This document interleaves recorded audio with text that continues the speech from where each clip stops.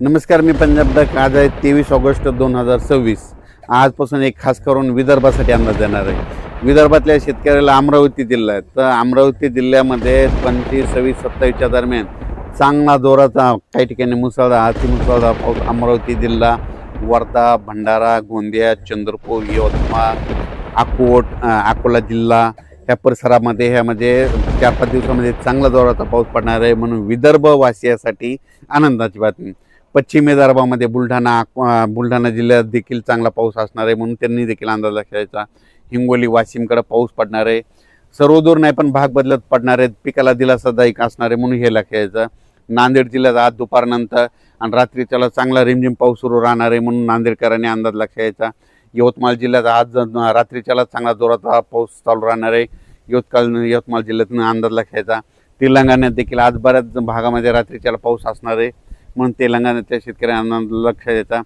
परभणी जिल्हा, जालना जिल्हा, लातूर जिल्हा आणि बीड जिल्हा ह्या 4 जिल्ह्यामध्ये आज दुपारनंतर विखुरलेल्या स्वरूपाचा बऱ्याच भागामध्ये पावसाचं आगमन होणार आहे.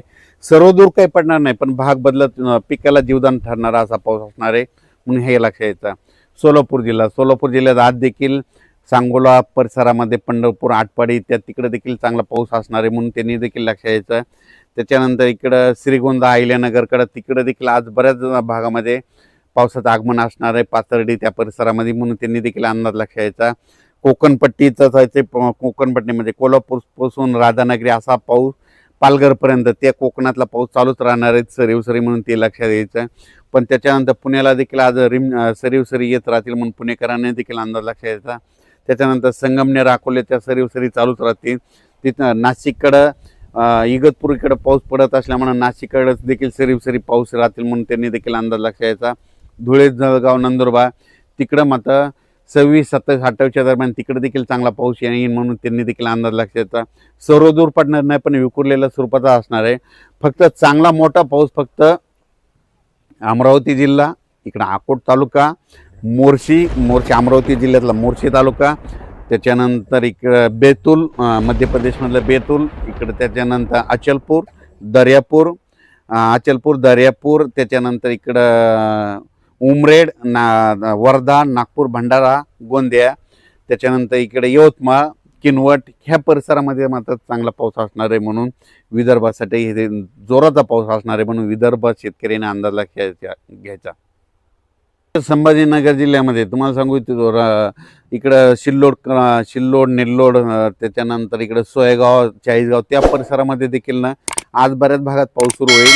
आणि संभाजीनगरकडे देखील विखुरलेल्या स्वरूपाचाच पाऊस आहे, सर्वदूर काही पडणार नाही, म्हणून त्यांनी देखील अंदाज लक्ष द्यायचा. त्याच्यानंतर राज्यात सगळीकडे असा म्हणावं तसा पाऊस पडणार नाही, विखुरलेल्या स्वरूपाचा 10 मिनिटाचा, 20 मिनिटाचा असाच पाऊस पडणार आहे, म्हणून अंदाज लक्ष द्यायचा.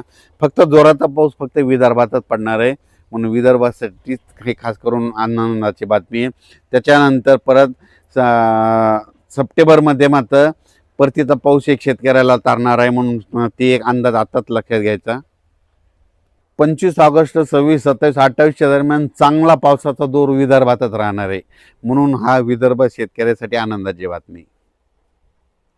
विदर्भामध्ये काय होणार आहे, कमी दाबाचा पट्टा असल्यामुळं, ते कमी दाबाचा पट्टा जात असल्यामुळं मग काय होईल, मग त्याच्या विदर्भाच्या बाजूला मराठवाडा आहे. मग मराठवाड्यामध्ये कोणता, परभणी जिल्हा, हिंगोली जिल्हा, त्याच्यानंतर नांदेड जिल्हा, इकडे जालना जिल्हा, ह्या परिसरामध्ये काय होणार, मग रिमझिम पाऊस पडणार, म्हणून हे विदर्भामध्ये जास्त पडत असल्यामुळे मराठवाड्याला रिमझिम 25, 26, 27, 28च्या दरम्यान येणार आहे, म्हणून ह्या शेतकऱ्यांनी लक्ष येतात. पण ते पण सर्वदूर नाही, काही भागातच पडणार आहे, म्हणून अंदाज लक्ष यायचा.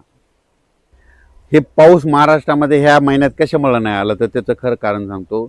की काय होतं आहे की विशाखापट्टणम ते भुवनेश्वरच्या जवळजवळ कमी दाबाचे पट्टे तयार झाले, तर ते काय होतात, ते सरळ नागपूरकडे येतात.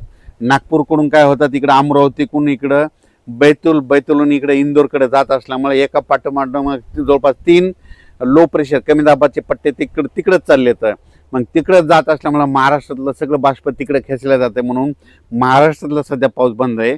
त्याच्यामुळे महाराष्ट्रात एवढा जोर धरून पाऊस नाही. मग महाराष्ट्रात जोर धरण्यासाठी तुम्हाला सांगू इच्छितो की मछलीपट्टम आहे, म्हणजे इकडे चेन्नईकडे मछलीपट्टम आहे.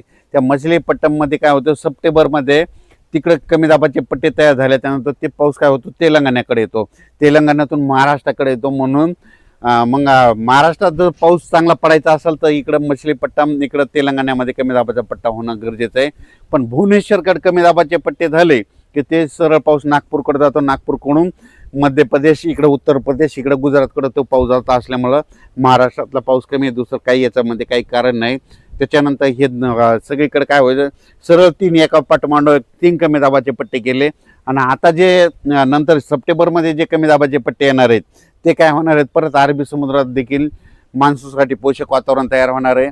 त्याच्यानंतर इकडं मछलीपट्टम, इकडं चेन्नईकडे देखील चांगलं सक्रिय होणार आहे.